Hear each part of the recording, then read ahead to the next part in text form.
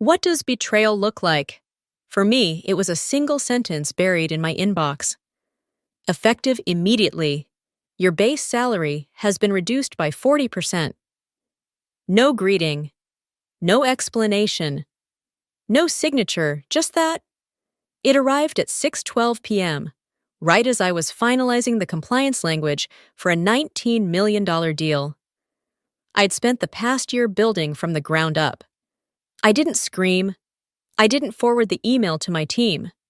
I just sat there, cursor blinking heart somehow not. The office around me had gone quiet. The buzz of keyboards and printer clicks had faded. People had gone home I hadn't noticed. My world stopped with that line of text. I reopened the email. Read it again. It still said the same thing. I reached for my coffee cup, but my hand stopped midair. Even that small motion felt strange, like I no longer belonged in my own body, 40% gone without a word, not laid off, not suspended, just silently erased, like they wanted me to keep showing up, working, smiling, while slowly phasing myself out. The part that gutted me wasn't the money. It was the cowardice I had poured everything into that project. Navigated time zones, personalities, and impossible deadlines. I knew the client better than most people knew their own families. I was the reason the deal existed. And still this. I stared out the window. The city below me was glowing, moving alive. And I felt like a ghost. I once believed that being indispensable meant being safe. But now I saw the truth. Sometimes they wait until the job is done, and then they pull the floor out from under you. Elliot Rains? That name pulsed at the back of my mind like a dull ache. He was the one who'd been hovering near my project for months, smiling just a bit too much, asking for updates he never used. I thought he was learning. I was wrong. He wasn't shadowing me. He was preparing to take credit for what I built. I closed my laptop, sat in silence, let the fluorescent hum fill the space where my heartbeat used to be. Tomorrow I'd walk in like nothing had changed. They'd think I was obedient, wounded, maybe. Quiet, definitely. But I wasn't planning to fade out. They took my salary. They tried to erase me quietly. But the thing about ghosts, sometimes they come back just long enough to burn the whole house down. I used to believe the work would speak for itself. That if you showed up early, stayed late, answered every call, even the ones that came at 2:00 a.m. from Brussels or Sao Paulo, you'd be seen. Maybe not applauded, but at least respected. The $19 million deal wasn't handed to me. I earned it. From the first outreach email to the 23rd revision of the delivery schedule, I was the thread that held everything together. I smoothed over cultural missteps, translated executive speak into legal terms, and built trust where there was none. I didn't do it for a bonus. I did it because I believed in what we were building. And foolishly, I believed in the people standing beside me. I remember the first big client pitch. It was high stakes, 7 board members from Geneva. In a glass-walled conference room, I had prepped for days, slides, market impact analysis, risk mitigation models. I knew it inside out, but Elliot had just been promoted, new face, polished voice. Good suit. When he turned to me and said, "Do you mind if I take the lead? I think they'll respond better to presence." I hesitated, then smiled. "Of course," I said. "Let's make it count." I handed him the remote. He fumbled through 2 slides I'd built from scratch, mispronounced the client's name, got the metric conversion wrong, but he had charm. He recovered. The room laughed. The meeting ended with applause. Afterwards, he said, "We're a good team." I wanted to believe that. In truth, I kept doing the work, and he kept appearing where cameras were. It was fine. I wasn't in this for the recognition. Until the email. Until I realized the person I'd shielded, supported, even promoted, was the one who decided I was expendable. Now when I look back at that pitch room, I don't feel proud, I feel naive. Not because I gave him a chance, but because I thought giving him the spotlight would protect me from being erased. Turns out I handed him the match, and he struck it the moment the lights got too bright for me. The deal is still days from being signed. He's still on every call now, smiling, summarizing updates. I prepared holding client hands. I once earned the trust of, but behind the curtain, I'm still here, still watching, still holding pieces only. I know how to assemble. They think the hard part is over, but the most delicate parts of the deal, the ones the client requested last minute, the ones only I bothered to write down by hand, those haven't been delivered yet, and I'm not sure I'm going to. The next morning, I walked into the office like nothing had cracked. My blazer was pressed. My hair pulled back the way I always wore it when I needed to be taken seriously. I didn't touch the email. Didn't forward it, didn't even print it out. I just walked straight to Elliot's office and knocked once. He looked up from his phone, blinked, like he wasn't expecting me though. He absolutely was. And smiled, that smile, the one that curved only half his mouth. The one that said, I win. Hey, Sarali, he said, voice warm like we were friends. Grabbing coffee. Come in. Everything okay? I closed the door behind me. Slowly I saw the salary notice last night. He nodded. Yeah. Listen, it's just temporary budget stuff. Nothing personal, I said. Nothing. He leaned back, lacing his fingers behind his head like he'd just explained away a parking ticket. You know how it is. Quarter-end stress. Leadership wants to see tighter margins before we close big numbers. Still. I said nothing. He waited for me to protest, to plead. I gave him silence. I watched the way he avoided my eyes for just a second too long, the way his voice rushed to fill the gaps I left. He was trying to sell me something, but I wasn't buying any more. And that's when it clicked. This wasn't about budget. It never was. This was about removal, about erasure, not dramatic. Not with security guards or cardboard boxes. Soft surgical quiet. They didn't want a scene. They just wanted me gone before the cameras rolled. I had carried this deal in both hands for months. Now that it was days from being signed, he was trimming the edges, cutting away the parts that didn't fit into his photo op. Meaning me? I appreciate the heads up, I finally said, keeping my voice as even as possible. He looked surprised, then pleased. Like I'd passed some kind of test. Good, he said. Knew you'd understand. You've always been steady. Steady. Not brilliant, not essential, just steady. I nodded once, turned and walked out of his office. And I didn't cry, didn't shake, didn't slam the door, but inside something shifted. Every memory I had of helping him, of giving him credit, in meetings of stepping aside. When the spotlight turned, now felt hollow. He thought I'd roll over. He thought I'd keep quiet. Stay useful, then fade. But I wasn't planning to disappear. I was planning to watch, to wait. And when the moment came, let's just say I'd be ready. Silence became my weapon. Not because I was weak, because I finally understood how power works. In rooms like ours, it belongs to the one who knows when not to speak. After the meeting with Elliot, I stopped engaging. I let him have his stage, let him walk into briefings with half-facts I had written, let him glow under praise from clients who still thought I was looped in, but quietly, I began taking inventory. I reviewed every email chain, every redline markup, every version of the contract our legal team had touched, and I found what I had been hoping for and what I feared. 2 versions. Version A. The one I personally finalized after months of negotiation. Legally compliant, approved by counsel, balanced in scope, timeline, and deliverables, ready to sign. Version B. The one Elliot had sent out himself 2 weeks ago without review. Bloated promises, compressed timelines, carbon offset figures that weren't just optimistic, they were fabricated. He dressed it up, trimmed the edges, and shoved it across the line because he wanted the win fast. And the worst part, the client signed it, assuming it was the final version. Only Elliot. His assistant and I knew that version B existed, but only I had both copies. Version A sat printed, stamped, and sealed in my personal fireproof drawer locked.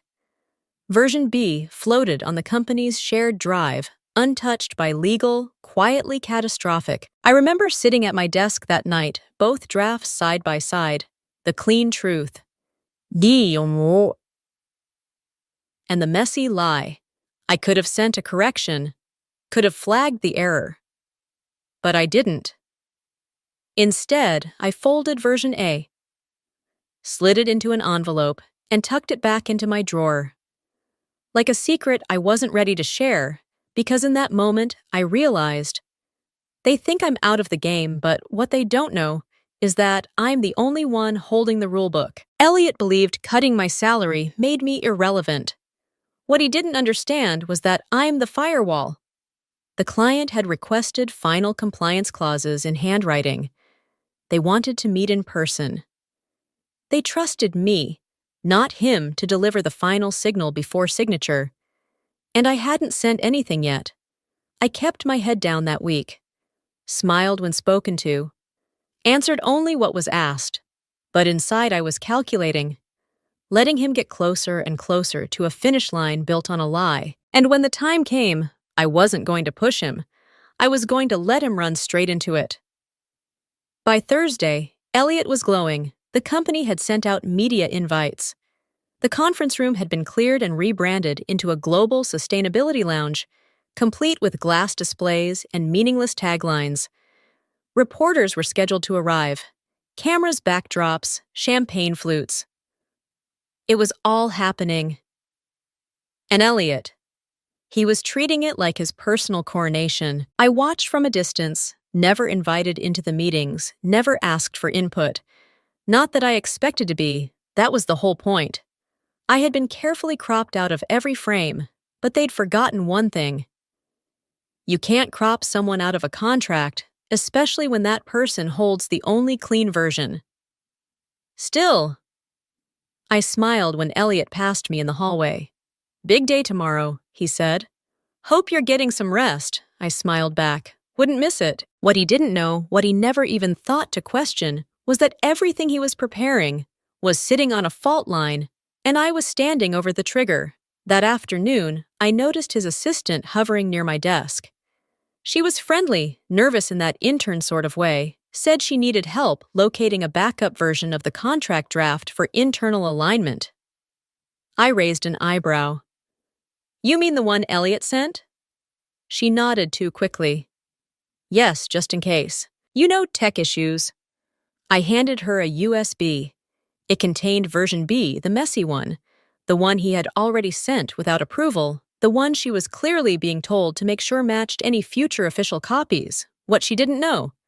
I had already stripped my laptop. Every file worth anything. Every revision note compliance clause was sitting on an encrypted external drive locked in my apartment. My work computer, just spreadsheets, PowerPoint slides, and for fun, the outdated version of the first draft with a typo in the client's name. I watched her walk away like a pawn sent to poke a sleeping queen. Let them search, let them compare. They would find what they were looking for, but not what they needed. By evening, I saw Elliot pacing the floor of his office, phone pressed tight to his ear. Frustration rippled through the glass wall, though he never once looked in my direction. Good. Let him feel the pressure. Let him worry. The client might ask questions he's not equipped to answer. Let him doubt the very version he's trying to present as final. I wasn't interfering. I wasn't sabotaging. I was letting him do all the talking. Because the closer he got to the stage, the more likely he was to trip over the one thing he never truly understood. The truth isn't always loud. Sometimes it waits, patiently sharpened, like a blade. And tomorrow, under the lights surrounded by applause and fake smiles that Blade was going to drop, the signing ceremony was scheduled for 10 a.m. By 9:20, the lobby had turned into a gallery of illusion floral arrangements. Champagne bottles, chilling and ice, camera crews setting up their angles. PR interns darted around like bees fixing lanyards, straightening banners, whispering instructions into Bluetooth earpieces. And Elliot was already posing in front of the Norwal Energy backdrop navy suit, perfectly tailored tie pin shining under the lights. He greeted the clients as they entered each handshake, rehearsed each smile a little too wide. I stood off to the side, clipboard in hand. No real reason to hold one, except that it gave me a role. A shadow among the spectacle. The clients arrived right on time. Their lead rep, Julia Keene, was all efficiency, her stride sharp, her tone clipped. She didn't waste time on flattery. She went straight to the table. The documents were laid out. The ceremonial pens. Elliot began his speech. Polished, over-rehearsed. He thanked everyone involved, nodded to departments that had little to do with the deal. My name wasn't mentioned. I didn't flinch. As he finished, Julia picked up the contract. Page 123, her eyes scanning with the kind of attention that only comes from years of reading things others hope you won't. And then she paused, page 8, paragraph 6. Her brow furrowed, just to confirm she said her voice calm, but cutting this delivery schedule reflects the updated terms we discussed last month. Yes, Elliot blinked. His smile faltered for a second. Just a flicker. But it was there. Absolutely, he said. That timeline was aligned across our teams. She looked back down, because this states June 1st for Phase 1 delivery, she said slowly, but we agreed to August 15th with a grace period. That's not what's here. The room changed instantly. A ripple, as if the temperature dropped by 5 degrees. Our legal counsel shifted in his seat. A PR manager's pen fell and clattered onto the floor. Elliot tried to recover. I believe that's just a formatting discrepancy, perhaps. An outdated copy. Julia raised a hand. Is there a finalized version reflecting our revisions? Silence. Elliot looked toward his assistant. She paled, fumbled with her tablet, looked back up. Helpless. I can have someone pull it right away. Elliot said, voice too fast now. We'll get it resolved. Julia closed the folder, her jaw tightened. I don't move forward on assumptions. And just like that, the performance started to crack. Camera flashes stopped. No one was smiling and I stood still. Clipboard pressed lightly to my hip, saying nothing not yet because this was the sound of fault lines splitting, and all I had to do was wait for the building to fall. The silence in the room had a weight to it.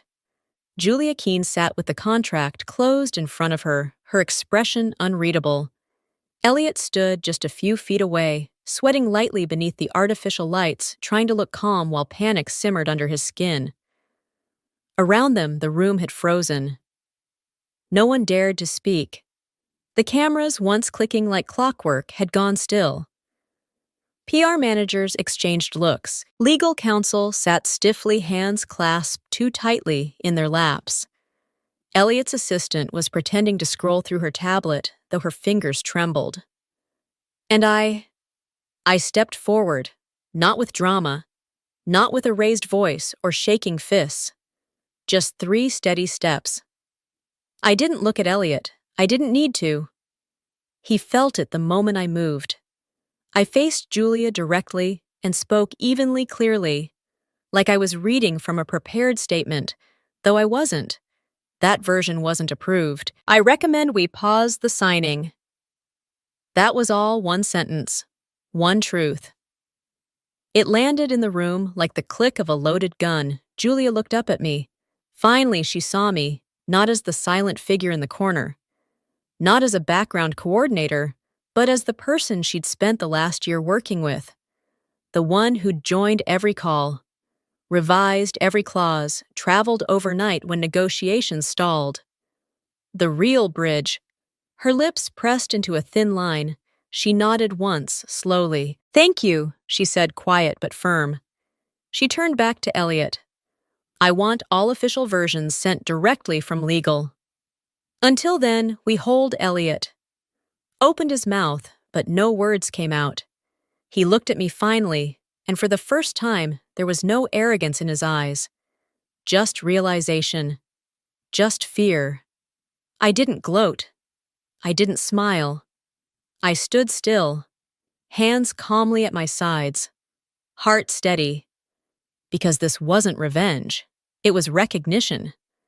I wasn't here to destroy anything. I was here to protect what I had built and call out what had been twisted. The press had begun to quietly pack up. One reporter whispered to another, already drafting a headline. Legal was murmuring into phones. The champagne was still in the bucket, untouched. The moment had passed, and nothing had gone as Elliot planned. He walked over to me, finally breaking the space between us. "What the hell are you doing?" he muttered through clenched teeth. I looked him dead in the eye, correcting the record. That was all. Then I walked away, past the cameras, past the silence, past the people who now looked at me very, very differently. And as I stepped into the hallway, I didn't feel angry. I felt centered because I hadn't needed to yell. I hadn't needed to fight. All I had to do was tell the truth and let the lie collapse under its own weight. By noon, the room was empty. The signing table had been cleared. The velvet folders were gone. The champagne unopened and wheeled back to storage without a sound. Julia Keene and her team had left without ceremony. No handshake, no second chances, just a tight-lipped statement to the PR team on their way out. We'll be reevaluating our position. We don't move forward with partners who can't manage internal consistency. That was the nice version. The real message. You lost us. I watched from the hallway as Elliot followed them out, attempting one last salvage pitch, words I couldn't hear but didn't need to. His body language said, enough desperate overreaching, unraveling. When he turned back, his face had changed. The mask was off, not anger, not defiance. Panic. By 2:00 p.m., the first headlines hit the industry wires. Norwal client walks out during 19 deal signing, legal oversight suspected by 3:15. I was called into HR, not for a reprimand, not for a thank you either. Just a meeting with the head of legal, the compliance officer, and someone from risk mitigation. A man I had never seen before, but who took notes with unusual intensity. They asked if I had been aware of the incorrect contract version being circulated. I said yes. They asked why I didn't stop the signing sooner. I paused, then answered truthfully. Because no one asked me to be part of it. They had nothing to say after that. At 5:02 p.m., I logged out of my email, closed my laptop, slid a plain white envelope across the desk to HR. Inside my resignation letter. No drama, no accusations, no bullet points or demands. Just one clean sentence. Effective immediately. I resigned from my position. I didn't leave a forwarding address.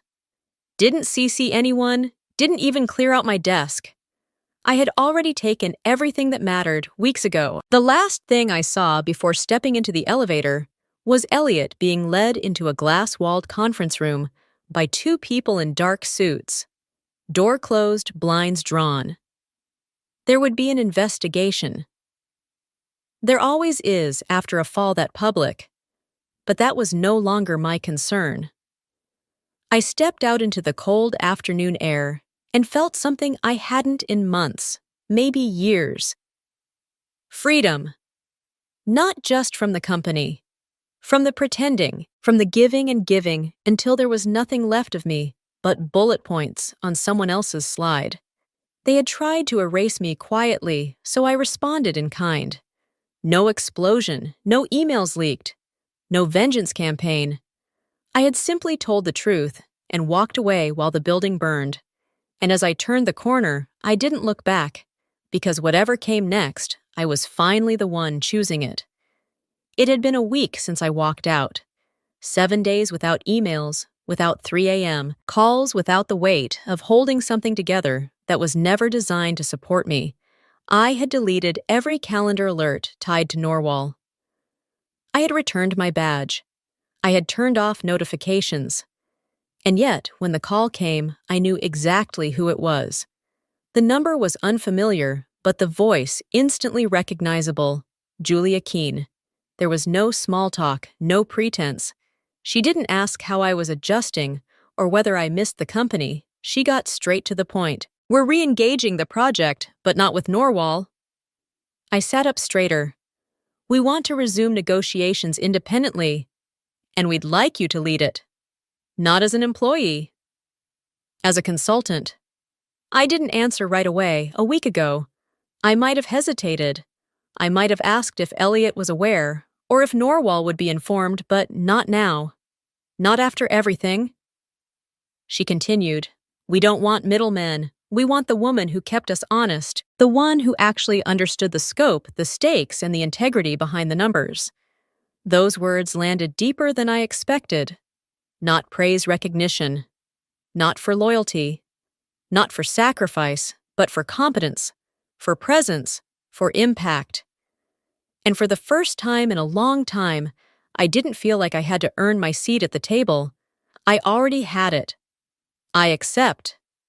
I said just that, no excitement, no flourish. No, just a calm agreement from someone who knew exactly what she brought to the room. The next day, a contract arrived in my inbox. A real one, my name at the top. My rate. My terms. No backdoor edits, no hidden clauses. I read every line anyway. Not because I didn't trust them, but because I trusted myself to never stop being thorough. When I signed and sent it back, I didn't feel the jolt of adrenaline that used to come with big wins. I felt something better. Steadiness, because this time no one could take it away. There were no politics behind me, no spotlight being shifted at the last second. Just me standing where I had always belonged, only now on my own terms. Later that evening, as the sky turned a deep shade of blue, I sat by the window of my apartment, coffee in hand, watching the world move as if nothing had happened. But something I had stopped trying to be necessary to people who didn't see me, and I had become essential to the people who did. I never returned to the office. There was no need. No last lunch. No goodbyes.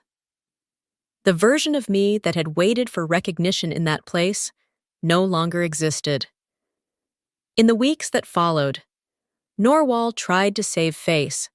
Press releases were issued. Words like internal restructuring and alignment of leadership vision were tossed around like confetti. But the industry knew they always do. Elliot was quietly removed from the executive board. His name vanished from the website overnight. The headlines never mentioned him again. There was no scandal, no press conference, just silence, the kind of silence reserved for people who were once promising and then quietly became problems. Meanwhile, I built something new. Client by client, deal by deal. No politics, no middlemen, no smiling pretenders standing in front of my work. And yet I wasn't angry. I never needed revenge. I just needed clarity, and I got it. Because sometimes justice doesn't come with applause or fireworks. Sometimes it arrives quietly through an empty seat on a board and a phone that never rings again. Sometimes it's enough just to outlast the lie. I stood still when everyone else was performing. I told the truth when it was easier to disappear. I waited, and the truth did what it always does. It surfaced. I never raised my voice. I just waited for the lie to expire. If you've ever been erased, overlooked, or replaced, know this: you don't have to fight to be seen. You just have to outlive their version of the story. And when the time is right, you write your own. If the story resonated with you, let us know in the comments. Hit like, share it with someone who needs it, and don't forget to subscribe for more stories of quiet strength, bold truth, and poetic justice. Your story isn't over. We're just getting started.